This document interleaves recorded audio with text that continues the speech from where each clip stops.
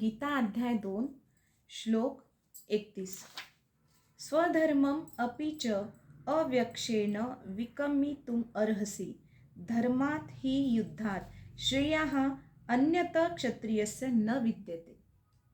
क्षत्रिय या नात्याने तुझ्या विशिष्ट कर्तव्याचा विचार केला असता तुला असे समजले पाहिजे की धर्मतत्वांच्या दृष्टीने युद्धापेक्षा तुला अधिक चांगला व्यवसाय नाही आणि म्हणून तुला डगमगण्याची जरुरीही नाही.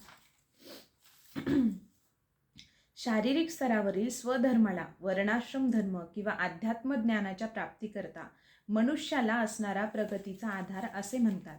वर्णाश्रम धर्माच्या अवस्थेतून किंवा मनुष्याला ज्या प्रकारच्या शरीराचे स्वरूप प्राप्त झाले असेल त्या प्रकारच्या शरीराशी संबंधित अशी जी विशेष कर्तव्य आहे त्या कर्तव्याच्या अवस्थेतून मानव संस्कृतीचा प्रारंभ होतो.